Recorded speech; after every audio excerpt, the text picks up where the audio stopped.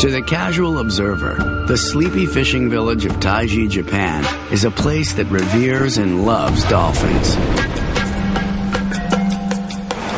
But beyond the friendly cartoon faces and whimsical tour boats lies a dark truth. Taiji is, in fact, a legal killing zone, an important linchpin in a multi-million-dollar industry which victimizes wild dolphins through slaughter and selective capture. That reality has put Taiji, along with other hotspots around the world, directly in the crosshairs of an animal rights movement determined to end the blood trade in dolphins. In Taiji, this battle of wills often plays out just before dawn. On one side, a small group of fishermen protecting what they believe is a cultural birthright. On the other, dedicated activists who resist, protest, and document. Activists like Rick O'Barry and his son Lincoln. Let's not attract attention. Let's go to this spot.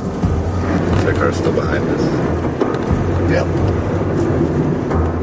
Anywhere in the world, there's a dolphin in trouble, and definitely my dad's phone will ring. My job is to try to figure out how to protect them. I used to capture dolphins and train them. That's how I got started. Today, I do the exact opposite.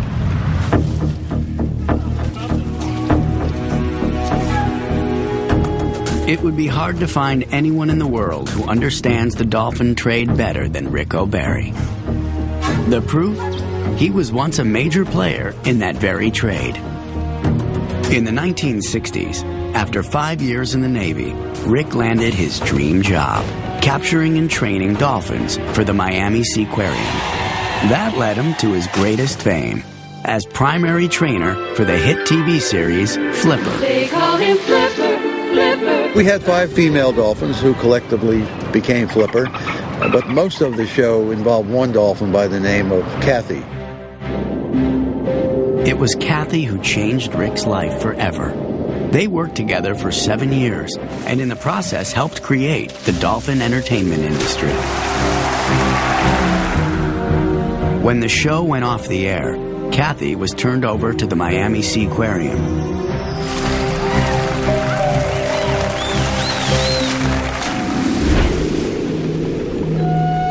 Two years later, Rick got an urgent call. Something was wrong with Kathy. I went out there, and she was on the surface of the water, just laying there with her head up against the tank. I call this captive dolphin depression syndrome, and I've seen it many times since then. She saw me, swam over, and I held her for a few moments, and she looked me right in the eye, took a breath of air, and never took another one. And I let her go, and she just sank to the bottom of the tank.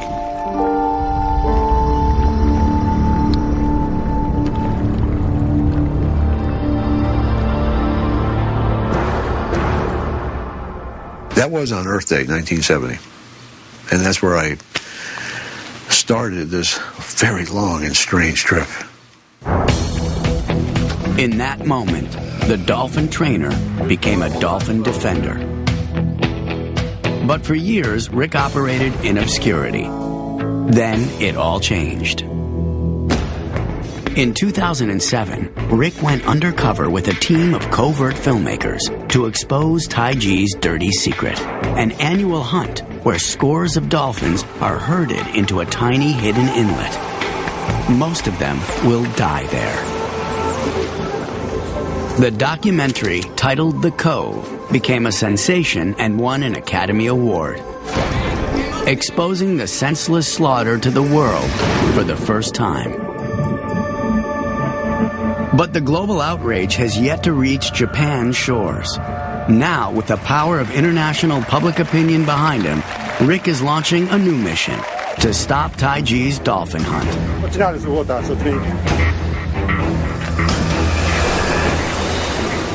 Getting all these awards is great, but it's really ending that cove. My dad doesn't care about winning an Oscar. He doesn't care about another trophy. He just wants to see the Cove shut down.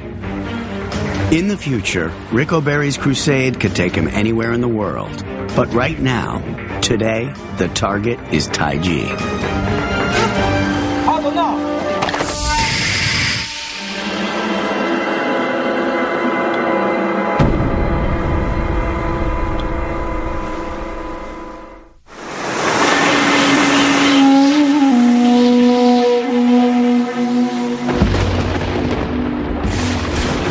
The Cove is about the size of a football field. It's very small. The first time I saw a slaughter, I couldn't believe it. I don't think I've slept since. The dolphins are migrating past Taiji, Japan, several miles offshore, and the boats go out in the morning. And when they come upon the dolphins, they put a long pole in the water, maybe 15 feet long, with a bell shape on the bottom, and they bang on it with a hammer.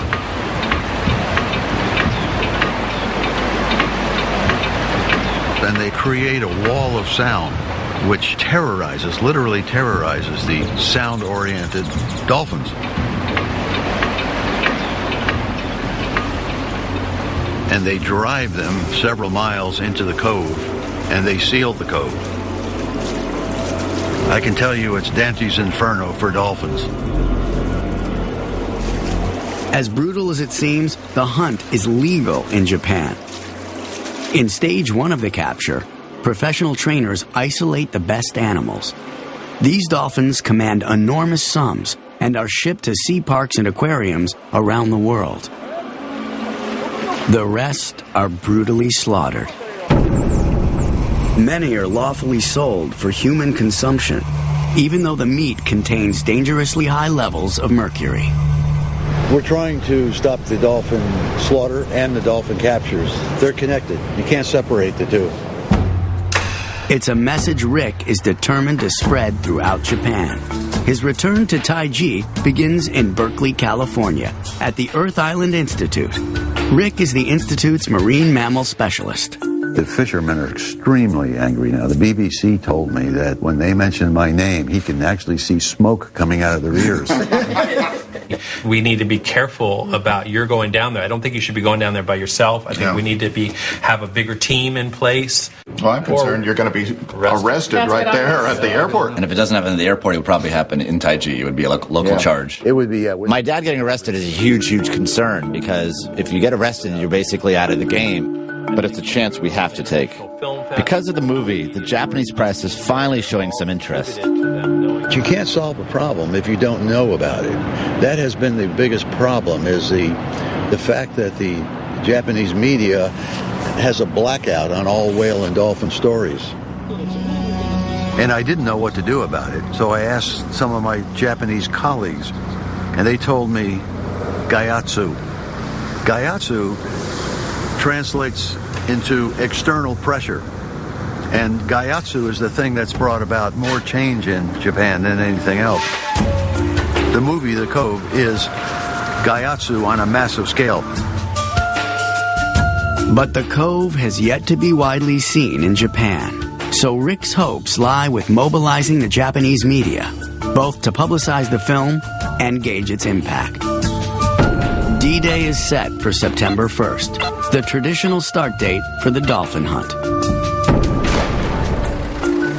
That morning, Rick and Lincoln set off in a large tour bus, accompanied by a camera crew and an entourage of foreign journalists. The covert warrior is going public in a big way. Well, we don't know what to expect. Today is September 1st. It's opening day for the dolphin killing season in Japan.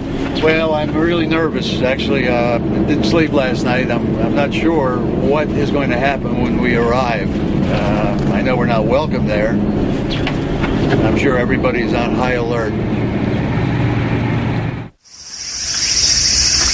Doesn't look like we're being followed yet. No, I don't think they know we're here. Once we get to the cove, the first car that goes by, they all have cell phones. Within 10 minutes, everybody in the town, including the police, will know we're here.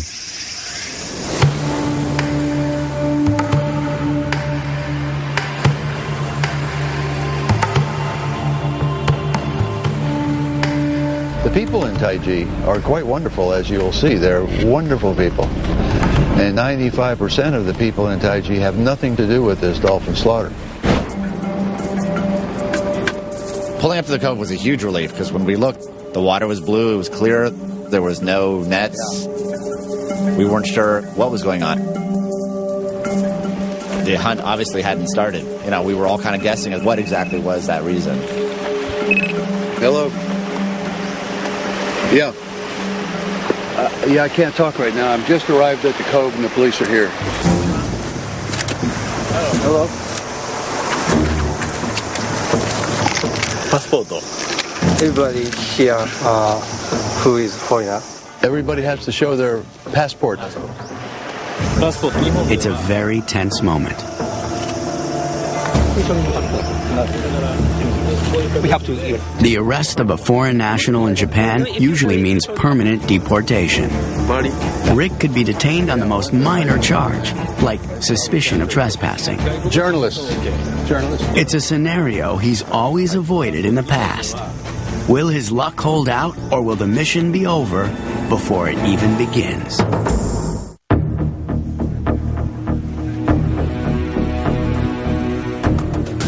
For animal activist Rick O'Barry, a very public return to the dolphin killing cove has garnered the attention of local authorities.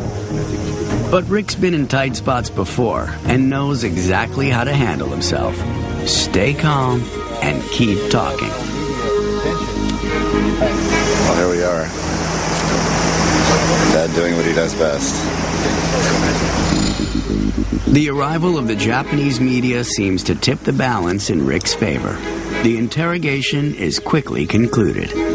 Police were there waiting for us. They were very professional, I might add. But we had so much media with us that they became paranoid. There's some new cops on the scene, a lot of new cops. But they didn't arrest me. That's great. That means we'll be here tomorrow and we won't have a problem. We're trying to keep the attention on Taiji. The longer we can The gaggle of cameras and reporters is a welcome surprise. Rick's been chasing the local media for years, and suddenly they're chasing him. So this is day one. We're trying to count how many days we can go without killing dolphins in Taiji. We're now surrounded by 20 journalists. My dad decided to take full advantage of their attention and take them on a tour of Taiji. Our first stop was to go up to Tsunami Park, where you can see down into the killing cove.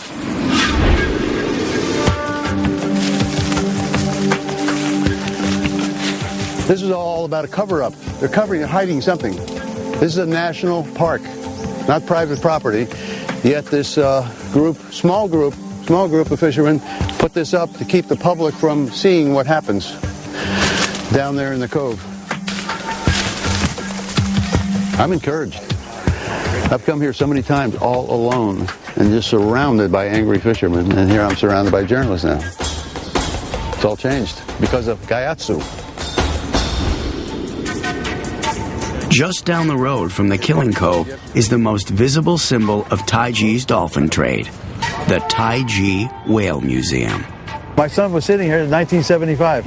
Oh, really? Yeah, I have a photograph of him sitting here. Well, Lincoln's been around these issues since he was 3 feet tall. You know, he answered the phone, Dolphin Project, and helped us in a lot of the rehab rescue work, you know, in Guatemala and Nicaragua and Colombia, different parts of the world. So it's sort of a family thing. The original Dolphin Project was actually at our house. Like, I had dolphins right outside when I went outside. Didn't even realize that was an unusual upbringing because I thought, you know, you think everyone's dad has dolphins. And so it wasn't until I was older that I started realizing how special that was. It's a letter terms Let us come in, so let's buy tickets quickly and go in. before they change their mind. Yeah. The Taiji dolphins that aren't slaughtered and sold for their meat could end up anywhere in the world, in places like the Whale Museum. The dolphin in captivity doesn't represent a dolphin in the wild any more than Mickey Mouse represents a real mouse. Very small space, huh? The water is sparkling blue and music is playing and the dolphins are smiling. All of this is an optical illusion. What the dolphin is doing is asking for a handout. In captivity, they're really not living. They're surviving. Living is doing things. Living is chasing fish. They could be 30 miles away later in the afternoon surfing or cooperatively feeding. That's living. This is a torture chamber. Whether they wind up in a tank or a butcher shop, Taiji offers a cruel fate for these magnificent creatures. Perhaps fittingly, the final stop on the tour is a downtown grocery store. Rick says the store has been known to sell dolphin meat, a legal practice in Japan. They've just put a sign up to no photography over at the fishing union right there across the street. Yeah, that's the fishing union. And here's a very nice little market. You see they have a dolphin logo on top. Can we buy water? Can we buy water? Can we buy food? Fishing. The director of the dolphin hunting union. He's not the owner of the grocery store. In the end, the confrontation is more smoke than fire. Mindful of so many cameras, Rick has no desire to push the issue.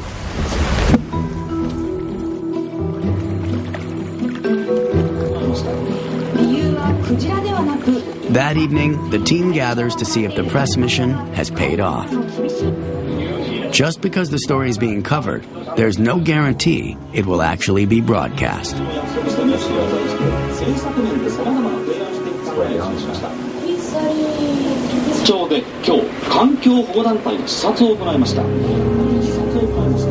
The first objective has been accomplished. Well, I feel great about this. It's a good day for dolphins because we broke through the media blackout. That's how it works in Japan. As soon as somebody does it, everybody else realizes, okay, it's safe to write about this. And that's what's happened. That's what we're seeing now. In fact, the press coverage is almost too much of a good thing. After 3 days, the hunt has yet to start. But Rick is anxious to know if the cove is being prepped for a slaughter, and he can investigate with reporters following his every move. It's time for covert action under cover of darkness. That white car down in the parking lot? Now we're clear to go. I'm gonna run up and come get the gear. You ready? The plan is simple, but risky. Lincoln and lead cameraman Pete Zuccarini will swim to the cove at dawn. Just take our mask and fins. Pete, who has known and worked with the O'Berrys for years, is a skilled diver and widely respected underwater cinematographer. Technically, they won't be trespassing, but that doesn't mean they won't be detained if they're caught. When we get to the cove parking lot, just run straight into the water. All right, let's go. Let's do this. Just swim straight to the Killing Cove side of the bank. Well, it's going to be a little bit surgy, so be careful not to get cut on the rocks. Wherever the quickest way to get down, this road right here. I think it's on the other side, so we can hide. We're out here. We're right in the open. Over there, we can hide behind the bathroom. We walk down those steps by the bathroom and just get right in the water. Okay, now I'm going to make another pass and come back and drop you off at that staircase right there. Okay. How do I know when to come back and get you? Let's make a time. Okay. Yeah. It takes 20 minutes for the police to get from Shingu. But it's very unlikely they would come this early in the morning because they've had so many false alarms. They'll call the dolphin hunters call the police at the drop of a hat. I mean, if you fart, they'll call the police. I should have my passport hidden in the bushes with me. No. Keep it in the car. I don't know who that guy is. Get out and stay in the car. Okay, I would say run for it. 6:15. No trespassing signs are everywhere. On land, but not in the water.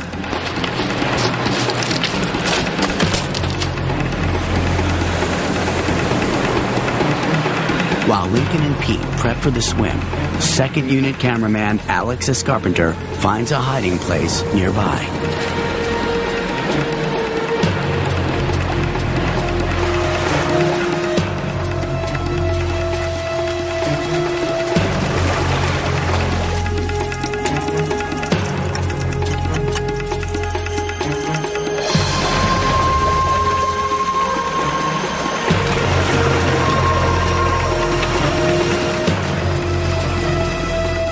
At the mouth of the Killing Cove, evidence of past hunts is everywhere. There's a lot of wires running across the top where they run the tarps over.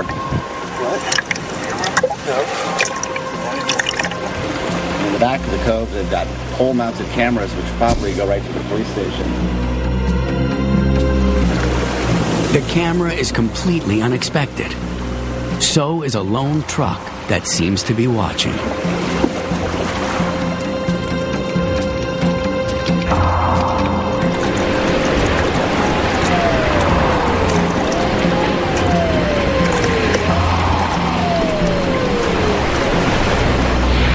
gotta get out of here. It's just past 6 a.m. in the Killing Cove. Lincoln O'Barry has realized that his clandestine swim may not be as covert as he thought. First, he spots a pole-mounted camera on the shore. Seconds later, another unnerving discovery: a truck parked in the area.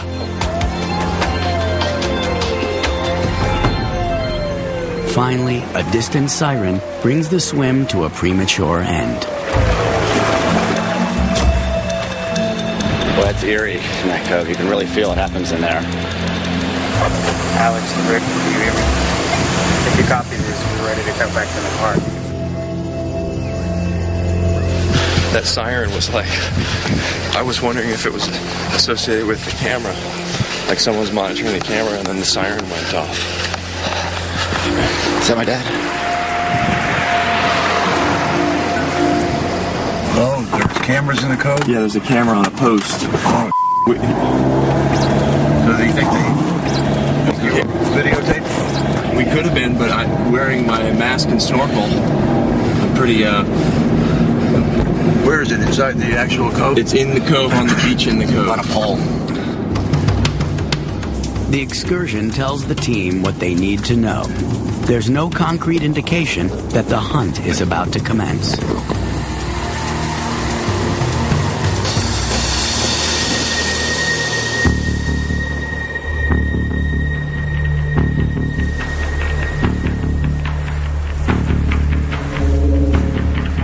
The next day, their fifth in Taiji, the cove is still clear.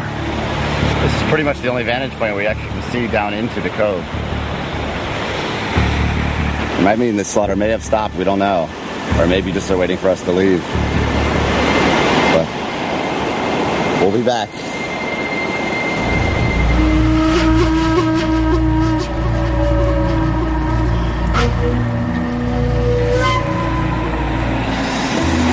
With the hunt apparently postponed, the team feels secure enough to leave Taiji.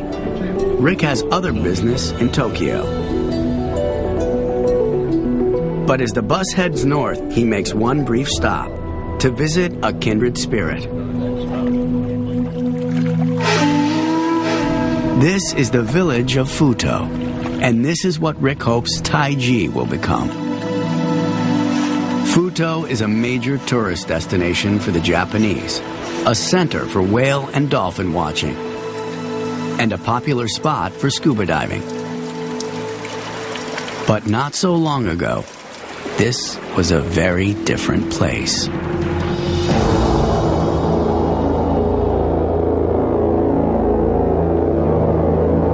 For many years, Futo was a big part of Japan's dolphin trade. Today, the remnants of that era are still visible.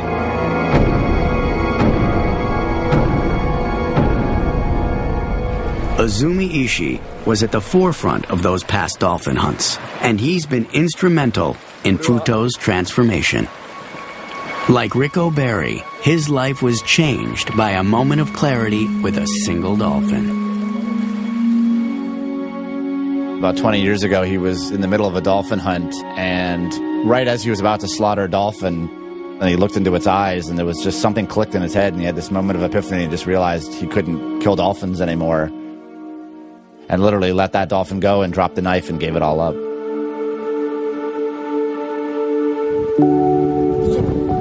That day, Ishii turned from exploiter to defender.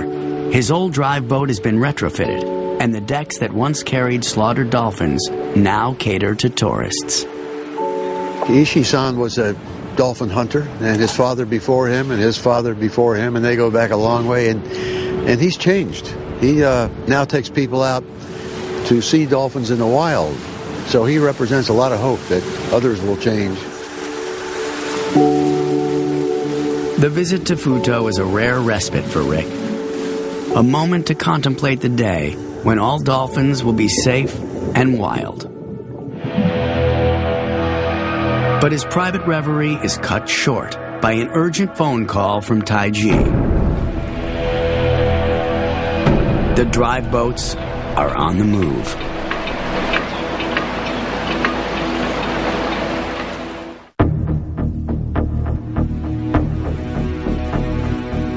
For Rick O'Barry, star of the Oscar-winning film The Cove, one phone call has shattered his optimism about Taiji's dolphin hunt. That night in Tokyo, Rick finds the details posted on a popular English-language blog. The reality is clear.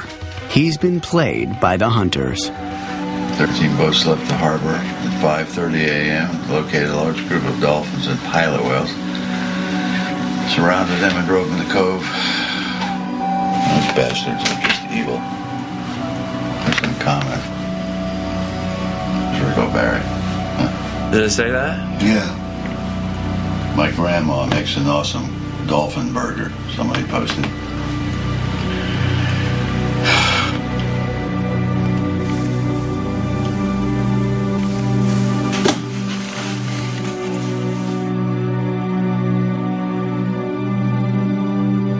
Maybe it was a false sense of optimism. Very disheartening.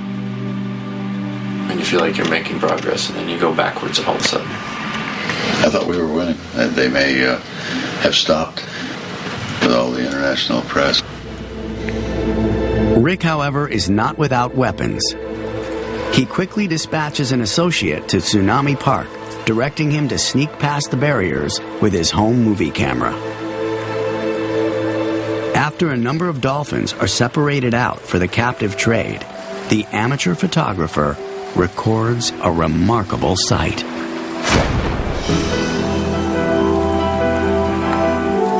Rather than being slaughtered, the remaining dolphins are returned to the wild. There they go, headed out to sea.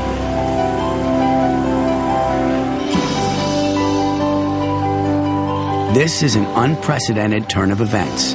To Rick's knowledge, there's never before been such a release. Has the press mission paid off? Is this finally the turning point? To fully believe, Rick must see for himself. A new mission is hastily arranged, and for Rick, it's a return to basics. No advance notice that he's coming, no press entourage, no tour bus. It's just Rick and his son Lincoln, accompanied by a still photographer and fellow activist, Kate Tomlinson. People parked at the stairway at Tsunami Park, too? Well, I mean, that just means I gotta get up early in the morning and get up there before they get there.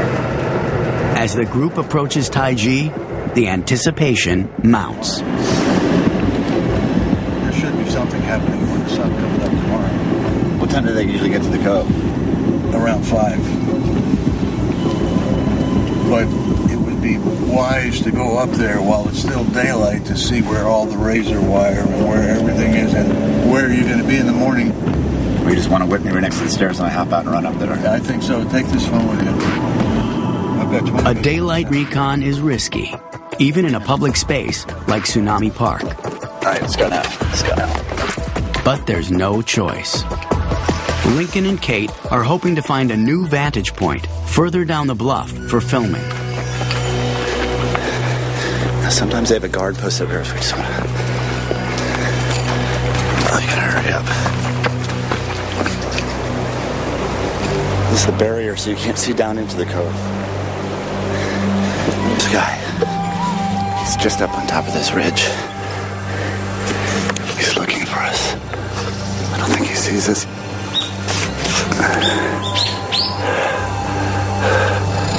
He's right there.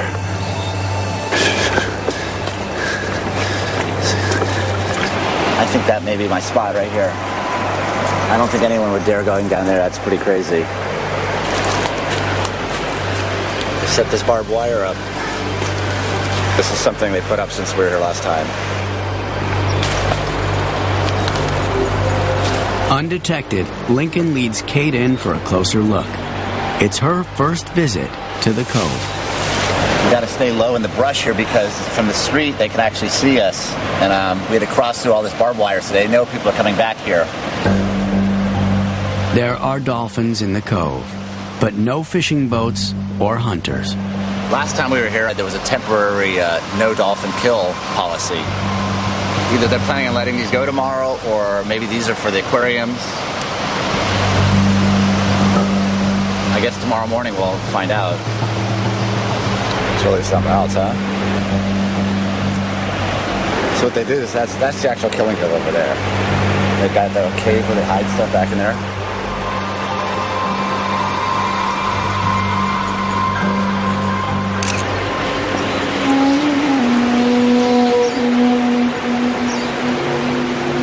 It's really sad.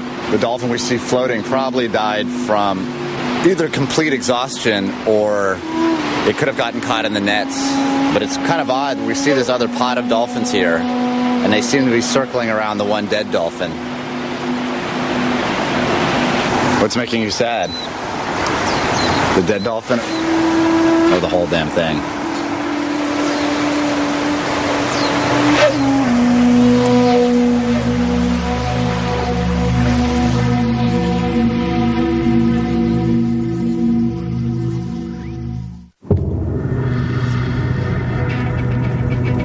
With dolphins captive in the cove, the team heads out before dawn to track the hunters. Is that one of the fishermen's trucks behind us? Yep. It's the same one that's been since the hotel. That is a truck, yeah. But the hunters are also tracking them. It's just eerie having to follow them like that. There's a dry boat right there. They're getting ready to do a killing. Let's not attract attention. Let's go to the spot. The team heads straight for the cove. The presence of their cameras may be the only thing that can keep the dolphins alive. It's a little after 6:30 in the morning, and the slaughter is about to begin. Yeah. カメラの撮影遠慮していただけますか？写真。Yeah, so we can use the camera. The National Park. National Park. This is a rent-a-cop here. He's telling me I can't use the camera in the National Park, and I'm going to use it. あ、今聞いた。だからのり面だとかさ、柵の中だとか、そういうところは危ないからやめるよ。はい。Harassment is a tried and true tactic for the hunters. Hey, don't touch him, Lincoln. Let him do what he's going to do. なんで顔取るの？顔取るな。顔取るな。下取れ。顔取るな。You put your hand on me? You put your hand on me? Well, take him back off. Back off, Lincoln. 顔出しとるんやろ、お前らは。Back off. 顔出しとるんやからね。お前ら顔出しとるんやからよ。顔から倒す。Put your hands behind you, Lincoln. You're passive. I lose you. You lose me? Every time you go anywhere in Taiji, you're being filmed. They always have a camera on in case something happens, and they're just waiting for you to screw up. Don't pay. 取るな。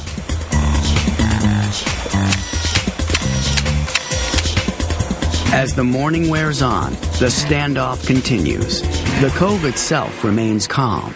Rick's strategy of passive documentation seems to be working. But the mood quickly shifts when a group of fishermen puts ashore. The game is about to take an ominous turn.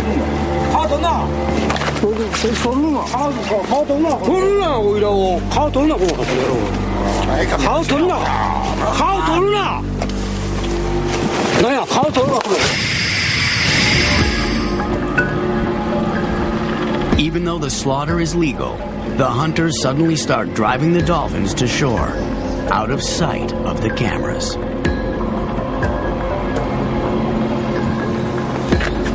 With the view blocked, the team scrambles to their new vantage point in Tsunami Park.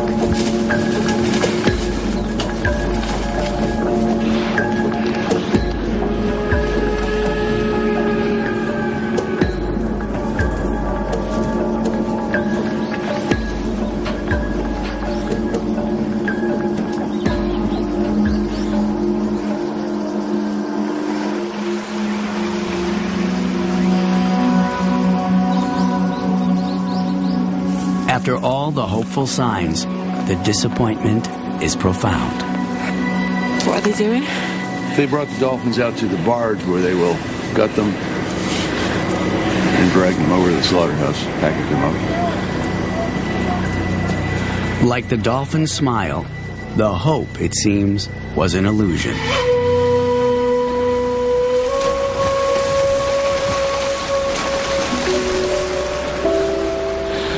Look, they're tracking them.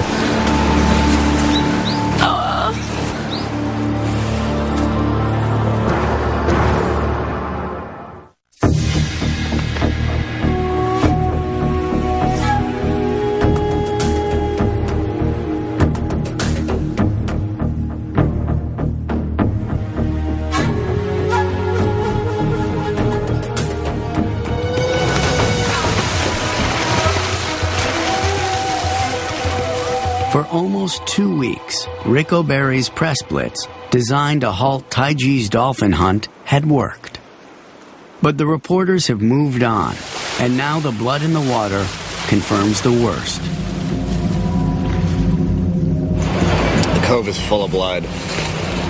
Looks like they've killed about a dozen, maybe 16 animals. Unbelievable. All the guts are going onto that little boat.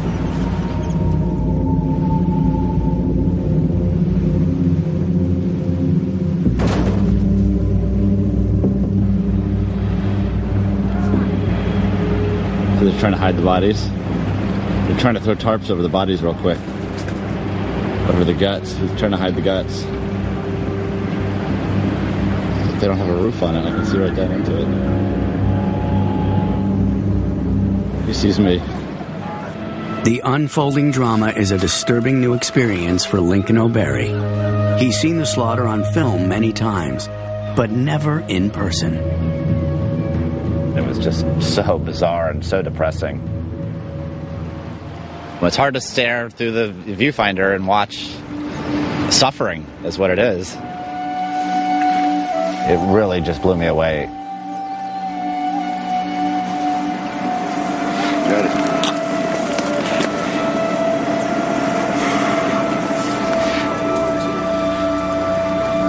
It's absolutely unbelievable. Unbelievable what goes on there. It's hard to believe that that would take place this day and age. Almost as difficult for Rick is the role of the dolphin trainers, men and women no different than he used to be. They are the cornerstone of the blood trade in dolphins. They take what they want, and they just turn a blind eye to the slaughter that takes place with all the rejects. They reward them for their bad behavior with cash, lots of cash, as much as $154,000 US for each dolphin. So the captures that take place during this time, I believe, are the economic underpinning of the slaughter. Those bastards.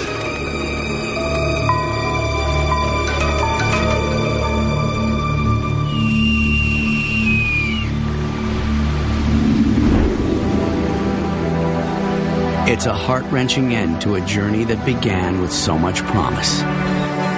Still, as he leaves Taiji yet again, Rick O'Barry is unbowed. His is a war of small, incremental victories. This year, for the first time, the Japanese press has started covering the story, and at least 70 dolphins have been spared a gruesome death. But above all, Rick's efforts delayed this year's hunt.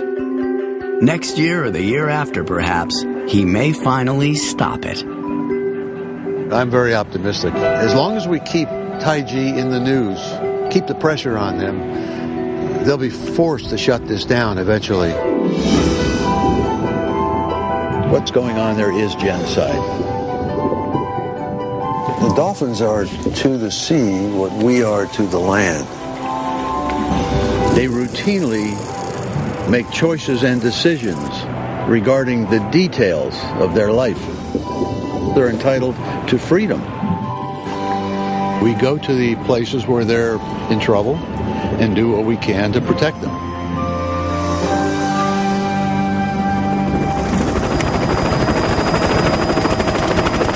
On their next mission, the O'Barrys journey deep into the heart of darkness, the Solomon Islands.